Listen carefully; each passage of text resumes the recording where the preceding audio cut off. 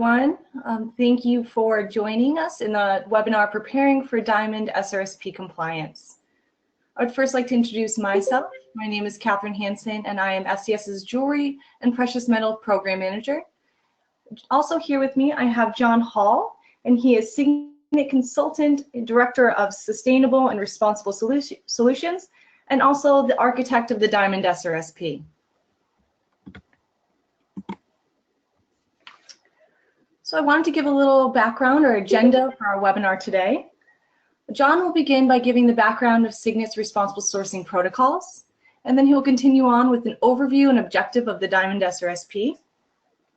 From there, I'll be taking over and discussing the pre-audit process as well as the audit process itself, benefits of using SCS as your certifying body, provenance claims, and then we're going to end by having a question and answers portion of the webinar.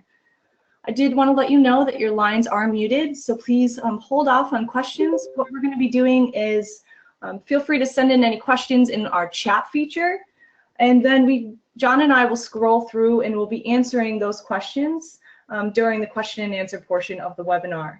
If there's any ones that we may have missed, please feel free to follow up with either John or I via email, or we will send you an email out with the answers to those questions. Thank you very much. And John?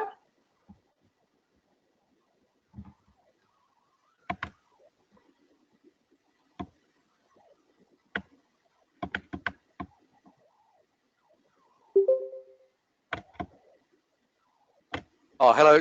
Can you hear me now, Catherine? I can. Oh, that's great. Thank you very much. So, ladies and gentlemen, it's a pleasure to be a part of this webinar today.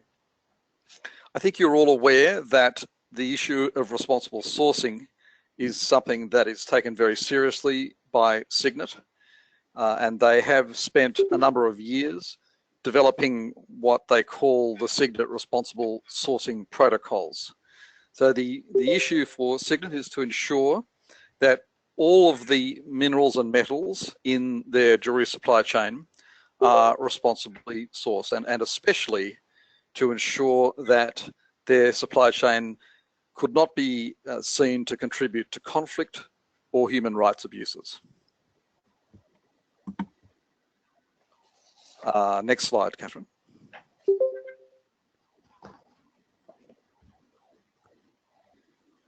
So, I know that a lot of you are aware of the gold and 3Ts SRSP.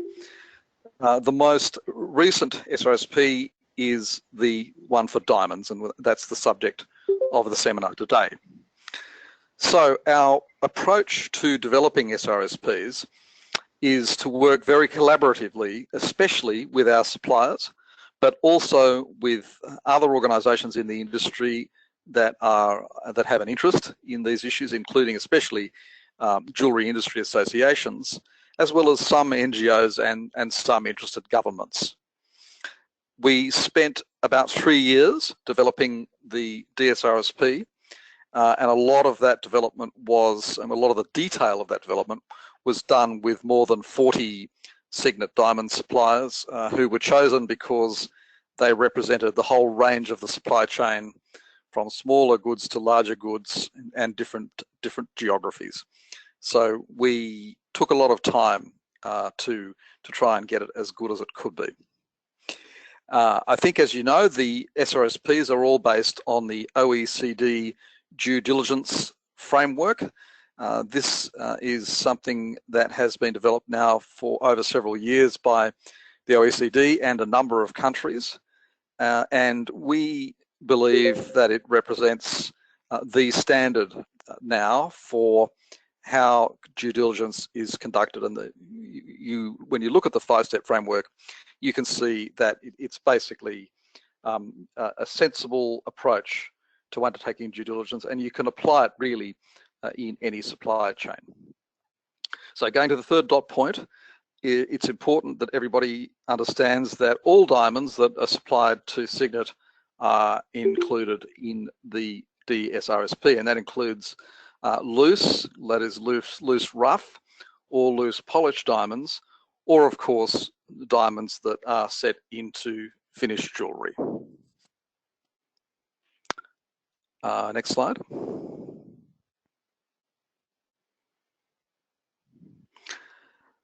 So the key elements, and Catherine's going to give you more detail on this in a moment, but just so that you understand what the upper level objectives are. Firstly, it's about really understanding and tracking as much as you can the supply chain of materials that you provide to Signet. So transparency is a major element of it. We want you to try and understand as much as you can about your sources. Identifying and verifying those sources, especially using a know your counterparty process, is very important. The due diligence process to ensure that you're not receiving material that could be linked with conflict in any way. And then finally, but at the moment in the industry, perhaps most importantly, to mitigate that risk of the mixing of laboratory grown diamonds in the natural diamond supply chain. And I know that that's something that is of concern to all of you, and it certainly is of concern to Signet. So there are specific requirements that have been placed into the D-SRSP around that risk of undisclosed lab-grown diamonds. I'll hand the slides back over to Catherine now. Thank you very much. Alrighty, thank you, John. I would like to begin by first discussing the pre-audit process. Now, this is the responsibility of the supplier in order to become prepared for the Diamond SRSP audit.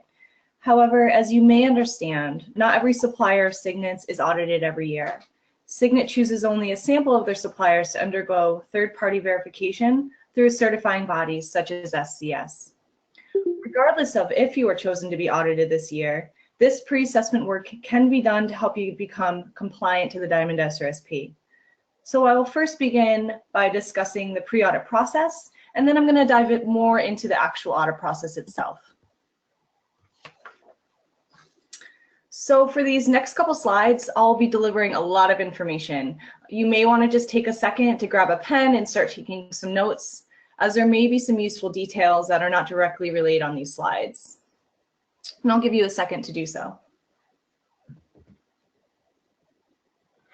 Alrighty, so before the audit process begins, suppliers will have needed to conduct their own due diligence and preparation.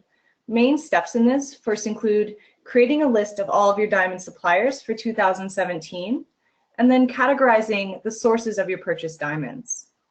I would also advise for you to ask your suppliers for and record the information about the original sources of their diamonds supplied to you as far back along the supply chain as possible. In terms of gathering this type of information, it is understood that this is a continual improvement process.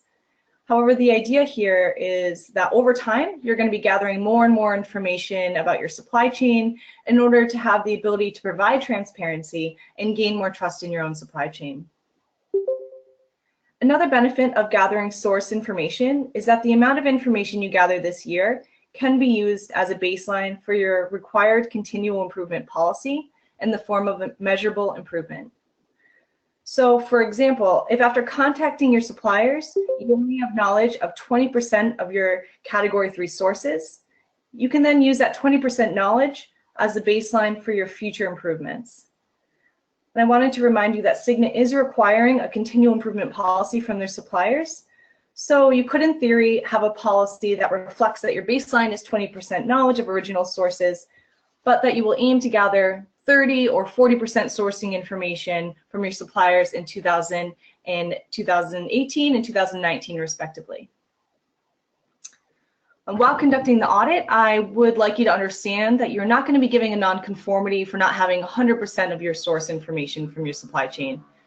To reiterate, Signet understands the difficulties and challenges that their suppliers will face while gathering this information, so they are not requiring a specific percentage of your diamonds to be of identified provenance. However, they do expect you to have a continual improvement policy and demonstrate and also deliver continuous improvement over time.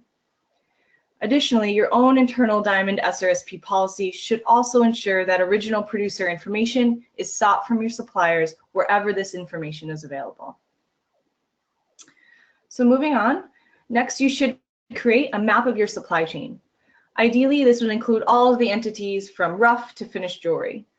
And then you should add risk points to this map. Risk points are where there's potential for entry of undisclosed synthetic diamonds that could be entering into your supply chain. This is a great example of a supply chain map that can be referenced in section B or on page 11 of the Diamond SRSP protocol. So by conducting this risk assessment, you will now have the ability to examine and then implement points along your supply chain map where it's critical to have training in place, as well as the correct policies and procedures to mitigate those identified risks. This is especially important in areas like factory processes where risk points tend to be higher. Part of this protocol is also that you as suppliers understand and do your part to mitigate risks. So first, identify your risks of synthetic diamonds entering your supply chain, and then take steps to mitigate those risks. You will need to have your own internal policy as it pertains to the Diamond SRSP. This policy should ensure that natural diamonds, laboratory-grown diamonds, treated, and also diamond stimulants are fully, proactively, and conspicuously disclosed at all times. And also that, as I mentioned before, that original producer information is sought from your suppliers wherever this information is available. If you do need guidance in writing this policy, you can follow the World Federation of Diamond Bourses Charter on disclosure of synthetic treated, natural, and natural diamonds. So beyond having your own Diamond SRSP policy, you should also be requesting a policy from your suppliers that reflects their own due diligence processes. You may want to make sure that their policy does ensure that they're avoiding providing your company with conflict as well as undisclosed, undocumented synthetic diamonds. And I wanted to note that you, as well as your suppliers' policies, will be collected during the Diamond SRSP audit. So moving on from policy, in terms of practice, you can use a supply chain map that you've created to help you determine where the testing of diamonds is most critical. The higher the risk of undisclosed synthetic diamonds entering your supply chain, the more testing should be conducted. I'll be showing you the recommended thresholds for testing that Signet requests to be conducted by their suppliers on the subsequent slides. And finally, I highly recommend that you maintain all documentation that shows that you're compliant to the Diamond SRSP. This means maintain your Kimberley process certificates, your delivery notes, invoices that you receive with the World Diamond Council System of Warranties, your terms of business with your suppliers, any training records that you have, and also, of course, keep record of your internal policies and procedures as they pertain to the Diamond SRSP.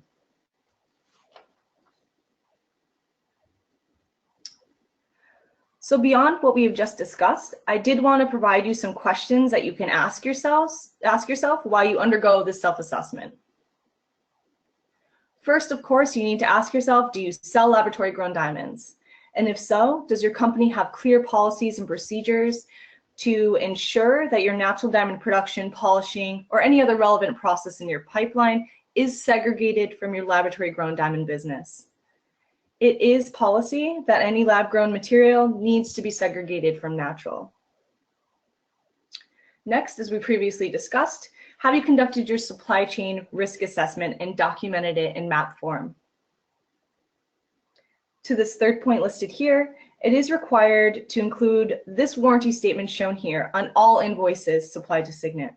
Therefore, you should ask yourself, have you ensured that your due diligence processes and policies warrant compliance with a guarantee that you have invoiced only natural diamonds to Signet? Next, does your company comply with the De Beers Best Practice Principles Standard Guidance for Undisclosed Synthetic Diamonds and Related Disclosure Practice Note? And this can be referenced in Appendix D and E of the Diamond SRSP, respectively. So in case you're having any trouble mapping your supply chain, these documents offer great guidance on how to implement a pipeline risk assessment for potential contamination points, but also how do you implement a related approach for any of your subcontractors. And then once you've mapped your supply chain, these documents then offer guidance on how to mitigate risk and protect your business from exposure to undisclosed diamonds entering your supply chain. I do highly recommend utilizing the information and guidance provided in Appendix D and E of the Diamond SRSP while completing your pre-assessment. It is also very important that you ask yourself if your company has implemented effective security, monitoring, and training to avoid the possibility of undisclosed synthetic diamonds to be switched for natural diamonds during your and your subcontractors' production processes. So in terms of training, it should be training that extends beyond your own employees, but is also implemented to your subcontractors. And this point is especially important as in accordance to Signet's Supplier Code of Conduct, the same obligations and criteria that apply to Signet's direct suppliers will also apply to their subcontractors. Therefore, have you passed on the requirements of the Diamond SRSP to your subcontractors? Have you documented evidence of this? SCS auditors will be looking for verification that you've passed on the requirements of the Diamond SRSP to any of your subcontractors. And finally, does your company have a Know Your Customer policy? Having a Know Your Customer policy is a requirement of the Diamond SRSP.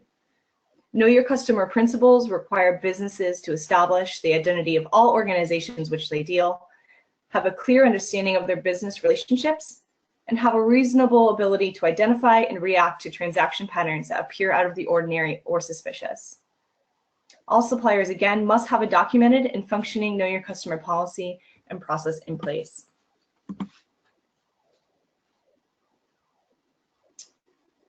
So for these next few slides, I did want to go over some specific points that I previously mentioned in order to help bring some clarity to some of the requirements of the Diamond SRSP that you may need a little extra guidance on.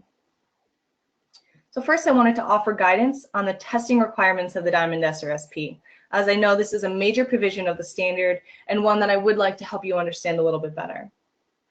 So these are charts from the BPP Disclosure Practice Note, which again is located in Appendix E of the Diamond SRSP. These charts here reflect thresholds that Signet would like to hold their suppliers to in regards to testing. So while the protocol does state that suppliers are advised to ensure testing of all goods, Signet does recognize that this is a continual improvement project for their suppliers and that all testing of goods can add a financial strain to your business. Therefore, they do propose random sample testing per size category as outlined in the chart shown here. These thresholds should be your baseline if full testing is not financially feasible. Signet does recommend that where high-risk areas have been identified on your supply chain map, that even stronger measures should be implemented to reduce risk. For instance, diamonds from high-risk areas, such as polished diamonds purchased on the open market, should strive to undergo full testing on site or at a reputable laboratory to confirm that there's no synthetic diamonds included in the parcel. For medium risk areas, sample testing may be the most cost and time effective approach. To the far right, you're going to see testing thresholds for the Melee diamond testing. Signet does recognize that there's not at present a cost-effective practice to address the potential risk of undisclosed synthetic diamonds entering the natural diamond pipeline for the 0.01 carat or below category.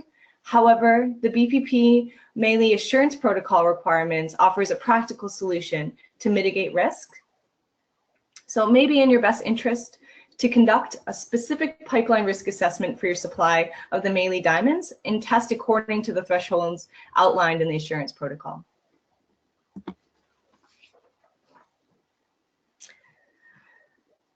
The second major element of the Diamond SRSP protocol that I briefly wanted to review is the categorization of your diamond supply chain.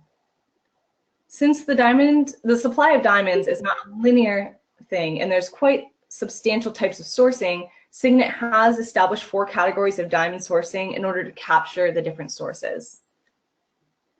Category 1 is single stone tracking. This is individual diamonds supplied by or sourced from identified and verified diamond producers, such as De Beers, Alrosa, Rio Tinto, or Dominion. Category 2, this includes parcel tracking. This is parcels of diamonds supplied by or sourced from identified and verified diamond producers, such as De Beers, Alrosa, Rio Tinto, or Dominion, but not individually tracked, but verified to have derived from any or all of these producers.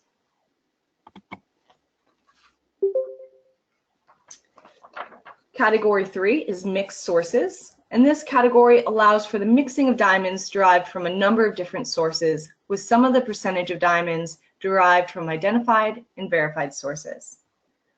This category is designed to cover the melee or loose diamonds obtained in the secondary market, as well as recycled diamonds. And then there's category 4, and this category is designed to cover diamonds from sources other than main suppliers. And it could include diamonds sourced from a particular mine or country, and diamonds from artisanal or small-scale producers.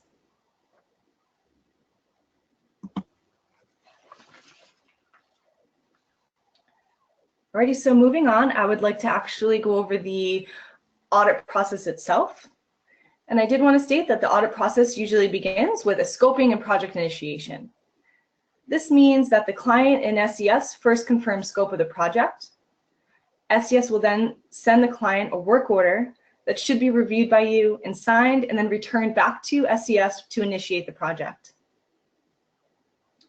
And then the data collection begins. So the first step after the work order is signed is that SES will ask you to hold a kickoff call. And this is where we will discuss with you our professional services agreement, which is basically our confidentiality agreement. We will briefly discuss details of the invoicing process, and then we'll provide you an overview of the project milestones. Also during this call, we will actually begin working with you to collect the necessary data for the audit. So once the data is then collected and returned to SES for verification, the auditor will analyze the data and draft a report for your review. Upon successful SRSP verification, SES will notify Signet of the client's compliance to the SRSP, and then you will receive an SES certificate and logo. The final step is verification maintenance, and I'll discuss more of this towards the end of the presentation. However, I did want to note that the average timeline, it takes about 3 to 8 weeks to complete from signed work order through final decision.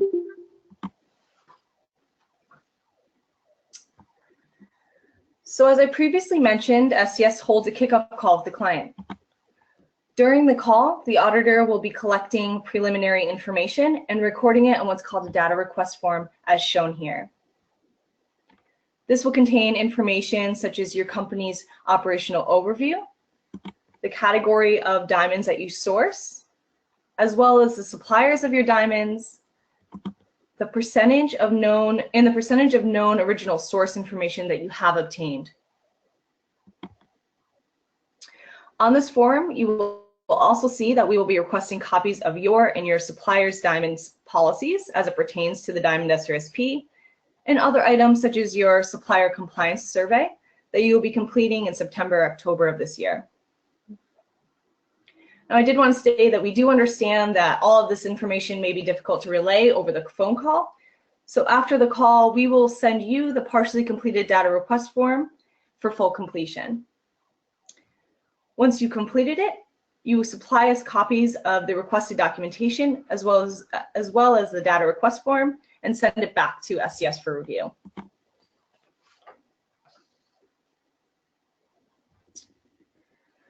So I wanted to offer a list of specific documentation that we will be requesting during the audit. So first, we will be requesting a copy of your Signet compliance report for 2017.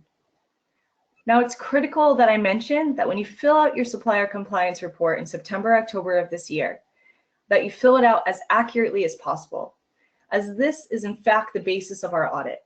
We're not necessarily auditing your supply chain. We're verifying you against your Signet compliance report. So if on that report you claim that you're compliant to the Diamond SRSP, we do need to see objective evidence of that.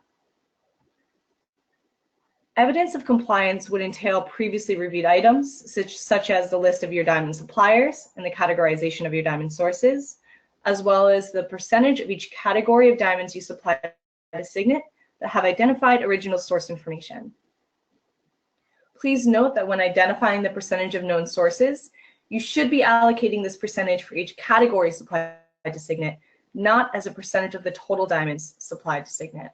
And I put two examples here, one that's correct and one that's incorrect, on how to properly report this. Other information we will be requesting will include evidence of your inventory management system. So this will be the sizes and quantities of the materials that you purchased from your suppliers in 2017. The supply chain map with your risk points clearly identified. Written terms of business as it applies to the Diamond D-SRSP and evidence of how your suppliers are complying. Again, you can follow the World Federation Diamond Bourses Charter as reference and use wording from that charter to build a strong policy. So while these policies and procedures are very important, they may be ineffective without proper training. So we will be requesting your training records. So please make sure to record any trainings that you provide. And this is particularly important to see for any subcontractors or any staff that handle the material so that we can ensure that they're following the requirements of the Diamond D-SRSP.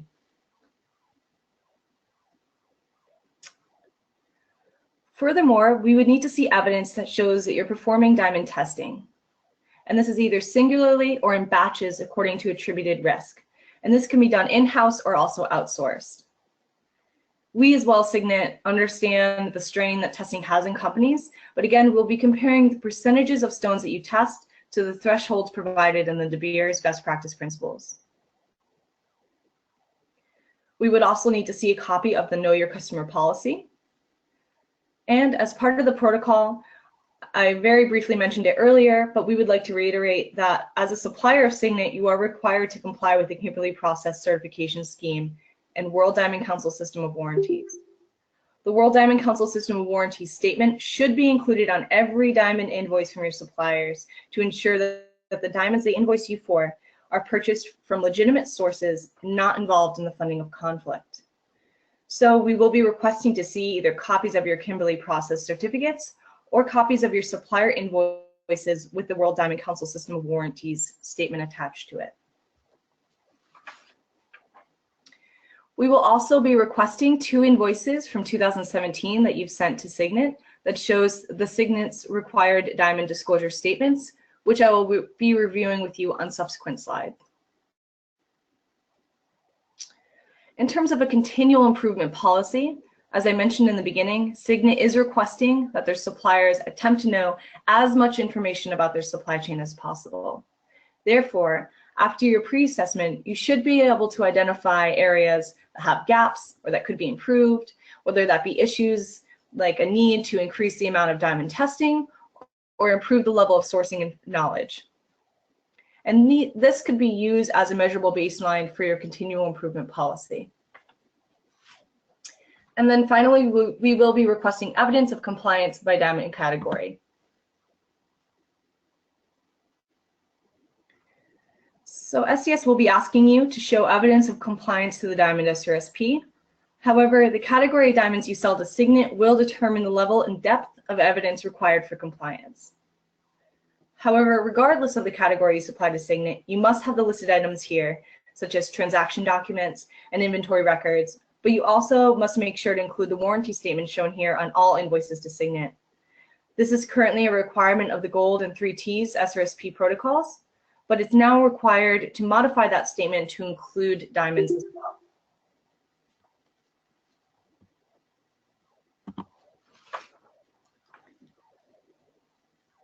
So again, regardless of the category you supply to Signet, in addition to the Signet warranty statement, you must also have these 2 other statements on all invoices to Signet. These statements warrant that you are not only supplying Signet with natural diamonds, but also diamonds that are conflict-free. This first warranty statement is located on page 3 of the Diamond D-SRSP, and the second is the widely recognized World Diamond Council System of Warranties statement.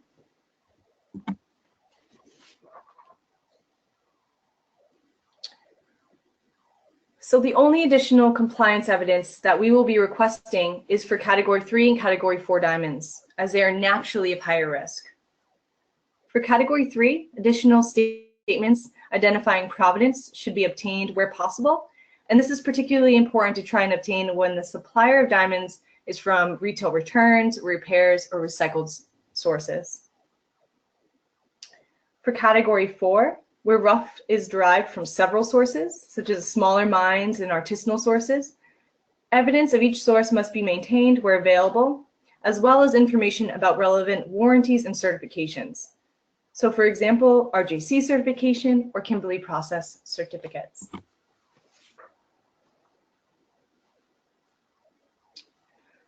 So that concludes the data collection that we will be requiring of suppliers of Signet. So as you can see, there is a lot of information that you as a supplier must provide to the auditor. So I highly recommend beginning your self-assessment as soon as possible and not waiting until you find out if you need to be audited to begin this collection process. So once the data collection portion of the audit is complete, the information along with the data request form, like I mentioned before, needs to be sent back to SCS for review. The auditor will evaluate the data and draft a report for your review. When the report is passed to you, it offers an opportunity for you to address any opportunities for improvement or close out any non-conformances that are found during the audit. Upon completion of the Diamond SRSP verification, SCS will notify Signet of the supplier's compliance or non-compliance to the Diamond SRSP by using one of the two statements shown here. So either a statement that shows that you comply with the Signet Responsible Sourcing Protocol, or a statement showing that you do not comply due to non-conformities that were found during the audit. If the supplier is found to have successful compliance to the Diamond SRSP, you will then be issued an SCS certificate and logo. So again, on average, this process takes about 3 to 8 weeks from work order through final decision. I wanted to give you an example of what a certificate would look like that you would receive from SCS, if you were found to be compliant, of course, with the Diamond SRSP.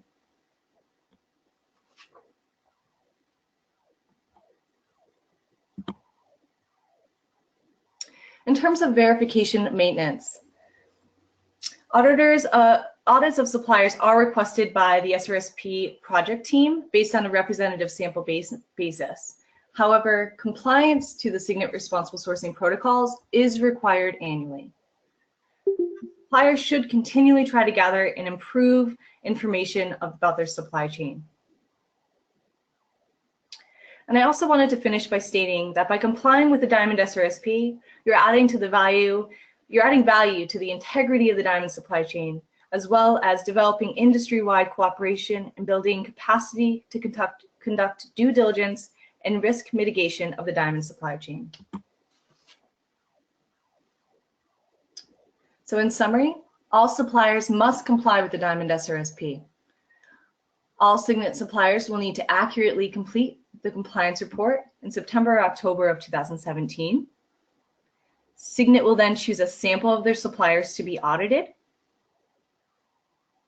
And all suppliers, whether chosen or not, must conduct due diligence on their diamond supply chain. However, if chosen to be audited, they need to submit that documentation to their auditor. And then finally, the auditor will verify that documentation and submit a successful compliance report to Signet.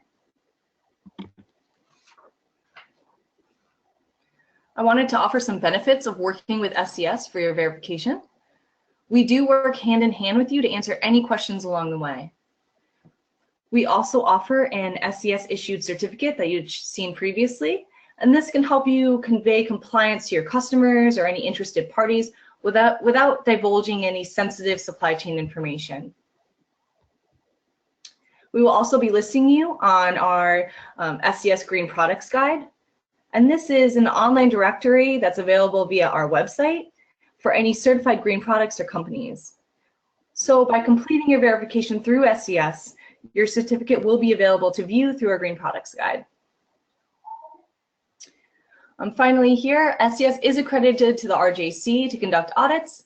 Therefore, we can conduct not only your RJC audit, but also add an SRSP provenance claim to that audit.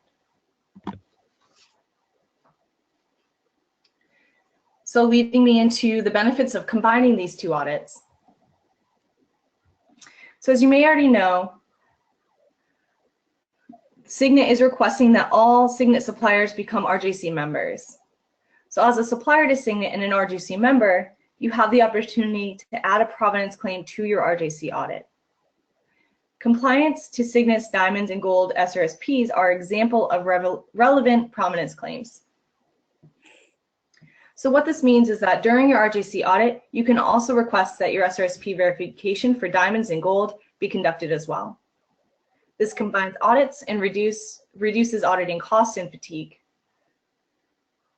If a Signet supplier is a certified RJC member, which includes a provenance claim that directly references the SRSPs, the RJC certification will suffice for future Signet audit purposes. The full RJC certification does last 3 years, meaning that you will not need to be re-audited through Signet for at least 3 years or as long as your RJC certificate is valid. I also wanted to mention that if you already have had your RJC audit conducted, you can contact your certifying body and request that a bolt-on claim be added to your current certificate. So what this means is that as a certifying body, we would perform your SRSP audit, and then if successful, we would request that the provenance claim be added to your existing certificate. I did want to provide an example of what a provenance claim statement on your RJC certificate would look like. And it says XYZ company warrants that it's operating in compliance with the Signet responsible sourcing protocol for diamonds.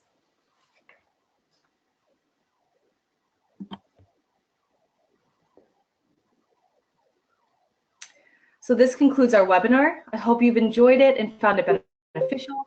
And John and I are now open to answer any questions that you may have for us. And thank you so much for participating. I also wanted to offer our information if you'd like to give us a call or send us an email just to ask any further questions or any follow-up. And we'll now be answering any questions that you have. Please feel free to ask any questions in our chat feature.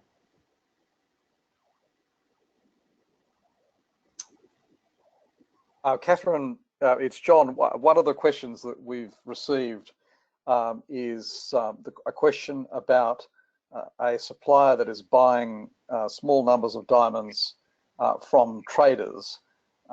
They're obtaining an undertaking from the traders that the stones are natural, but they're not currently testing them. So they're asking, do they need to test them? The answer is yes, they do, either by purchasing testing equipment themselves or by having the stones tested by a third-party laboratory, by a gemological laboratory.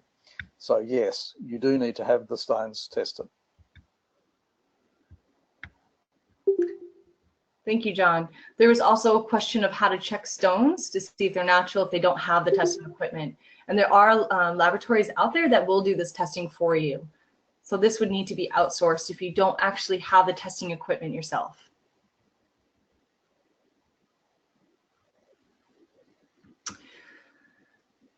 So in terms of a question regarding your suppliers confirming that they are compliant, this is a requirement of you to contact your suppliers, either create or ask for their policy to make sure that they are compliant with the Diamond SRSP. That ensures that they are not providing you any conflict or synthetic diamonds that are undisclosed. So that is a requirement of the protocol to verify that your suppliers are conforming. We also have a question about the recording of the webinar, and this will be sent to the attendees along with the slides.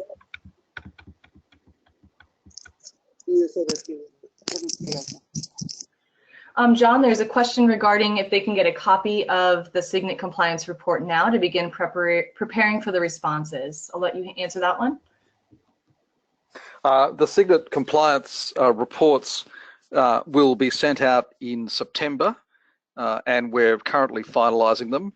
What we're also doing is we're going to send out a set of revised questions and answers. There is currently a set on the Signet website, but we're going to revise that on the basis of the questions that we've had today and some other questions that we've had from suppliers. So that should be helpful. Thank you, John. Alrighty, so there's also a template for contacting vendors question. This is a requirement of you to to establish. There is no formal template that we could provide you. I do highly recommend looking at the WFDB Charter on Disclosure of Synthetic Treated Natural and Natural Diamonds, as I showed you earlier. This does provide guidance on how to request full disclosure, and I highly recommend using that as a basis for reference while creating this policy for your suppliers.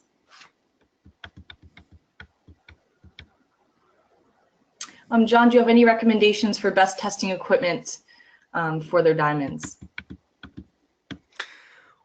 It's a difficult question, Catherine, because there is currently no standard available for the testing of diamond testing equipment. And we are working with the Diamond Producers Association to develop such a standard, but at the moment it doesn't exist. However, if the supplier would like to contact me ideally via the info@Signet email, I would be happy to contact them directly and discuss these, what the options are. Okay, thank you. There's also a question about what will Signet send to suppliers regarding diamonds and repairs that are sent back to Signet. John, you can correct me if I'm wrong for that one, but Signet does do testing on all of their repairs that they all the diamonds that they send out for repairs. Is that correct? No, as a matter of fact, that's not right, Catherine. And so it's important that suppliers do test diamonds that have been received, or jewellery that's been received for repair before it's sent back to Signet.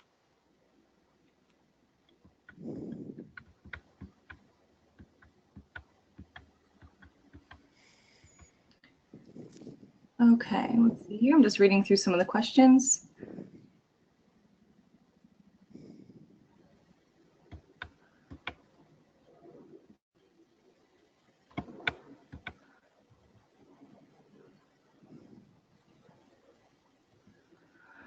Okay, I did want to make one clarification that I said that the auditor would supply the final report to Signet. In fact, Signet would now like the supplier to be providing that report. So how that will go about is that us as a certifying body would send you the final report, which you would then be sending to Signet to show compliance. John, we have a question here that says, does GIA certified diamonds, are they considered to be tested? Yes, absolutely. There's no need to do a further testing. If it's got a GIA cert, it's considered as tested. Okay. Then there's a question about the percentage of jewelry that should be tested, as the BPP only covers loose diamonds. So I'm assuming this is referring to finished jewelry. We need suppliers to do this on a percentage basis, and the percentage would depend on the level of risk, and so that will in turn depend on the risk analysis in terms of where the jewellery is supplied from. So there's not a mathematical answer to that question. It depends on the risk analysis that the supplier has done on its supply chain. Okay, we have another question here. It says, please advise about gemstones. I did want to note that this standard is currently only for diamonds, so it's not going to be requiring gemstones to be tested per se. This is solely about diamonds.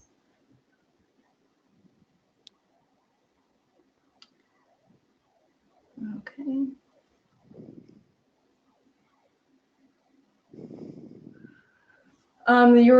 Someone's requesting to have a Know Your Customers form example.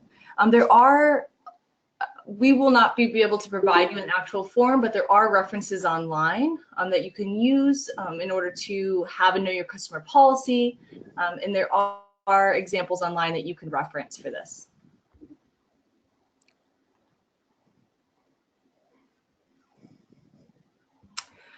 John, here's a question maybe you could help with. Could Signet provide example reports of testing? Example reports of testing. Well, all of the laboratories that I'm aware of will provide a written report. What they look like varies, obviously. But any independent gemological laboratory will, of course, provide you with a written report and an assurance about the diamonds that they've tested for you. Okay. We are getting a lot of requests for proper testing equipment or laboratories that do conduct this type of testing. Well, the answer to that is that there are laboratories in every region of the world, and they are usually well known in the diamond communities. And they include all of the major labs such as IIDGR and GIA, but of course many others. So long as you can be assured that the lab has the appropriate equipment and capabilities, then you just need to choose a properly appointed lab in the city where you're working. That should not be difficult. Okay. We have a follow-up question regarding Signet's own testing in terms of their repairs. It states, so Signet is not representing repairs that have been checked for lab grown before sending back for repair. No, not at this stage, but that is an issue that I have referred back to Signet.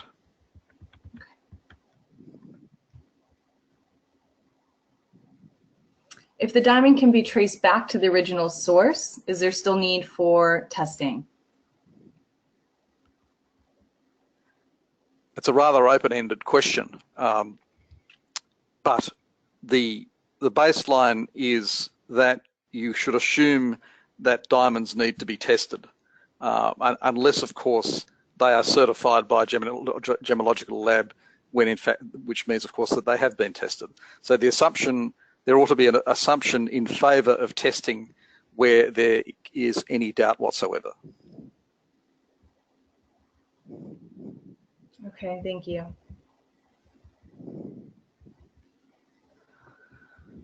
Is there any other questions we can answer for you? So please add them to the chat box. We do have a few more minutes. Okay, regarding testing reports, do we need to make sure reports for each parcel of small-sized diamonds? Do we need to make reports for each parcel of small-sized diamonds? The answer, well, there are two answers to that. First of all, maintain copies of all testing reports that you receive, because that's the sort of evidence that, of course, an SCS auditor or any other auditor will be looking for. But secondly, the De Beers guidance can be used in terms of the percentage of diamonds that you test per parcel, and so the best way is to follow the De Beers guidance. Thank you, John. Also, I wanted to note that we are, as organizers, going to be receiving a copy of this chat log, so if there's any questions that maybe we have missed, I can certainly follow up with you. Another question, how long does testing records need to be maintained?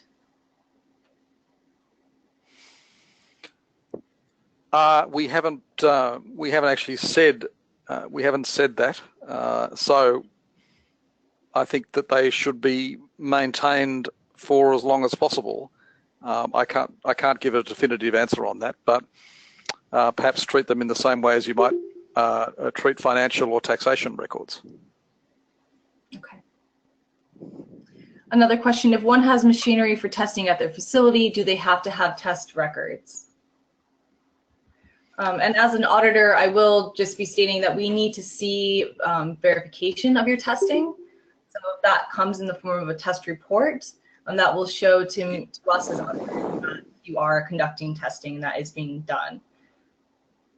Yeah, so I think that's the answer, Catherine. That you would want to see evidence that testing was done on a normal everyday basis by that supplier, and so a level of a record needs to be kept that in fact that testing is being done. And then there's a question about what do these reports look like? These testing reports, especially if they're internal. There's no, look, I don't think there's a definitive answer to that. I think it needs to be a written record that testing is done as a matter of normal business practice by that supplier.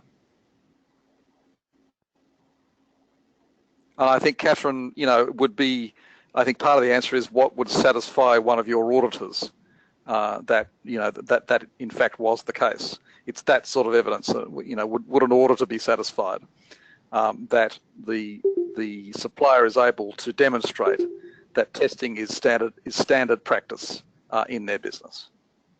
Right, and as an auditor, it would need to be objective enough to prove that this testing has been conducted. Okay, if record is maintained lot-wise and part of a parcel is sold to entity A, does entity B then do the auditor check for traceability and pipeline too? The pipeline that we're concerned about is the Signet pipeline.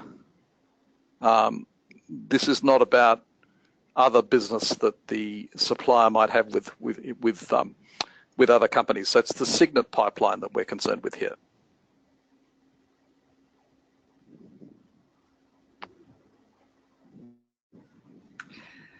A question on invoicing will not have any traceability. Oh, sorry. Any trace of testing. Is this acceptable? That is acceptable. The testing records that we're looking for wouldn't be provided on the invoice. On the invoice itself, we're looking for proper disclosure of either natural or if there's synthetic diamonds. So it's proper disclosure and also the warranty statements that we'll be looking for on the invoicing itself. So in terms of testing reports, that would be a separate item. Okay, let's see. John, maybe this is for you. How do you maintain the integrity of a tested parcel when it's sent to finished manufacturing and may be broken up into several parcels and then evenly distributed to multiple facilities? Well, that's where I assume they mean evenly distributed for the purposes of being set into jewellery. That's where the importance of testing finished jewellery comes into play, because the greatest danger, or one of the greatest dangers of undisclosed mixing of lab-grown diamonds with natural diamonds obviously is during the jewellery production and setting process. So that's why we need that extra level of testing on a percentage basis of finished jewellery. So that may have just answered this question. Still not clear about finished jewelry. Do the parcels of diamonds purchased prior to setting need to be tested? Ideally, yes, because that's going to give you that level of assurance that the original parcel was entirely natural diamonds. But then, as I said before, there is a real possibility that undisclosed lab-grown diamonds could be switched for natural during the jewellery production process. And again, that's why a percentage-based testing of finished jewellery is important. Again, this would also be a good point to bring up the supply chain map. So while you're conducting your supply chain map and identifying risk points, production processes and sending jewelry out to subcontractors are going to, and when it's received back, is going to be a high risk or a higher risk point. And this is where you should be implementing as much testing as possible, as there is a likely chance or a possibility that it could be switched out for a synthetic diamond.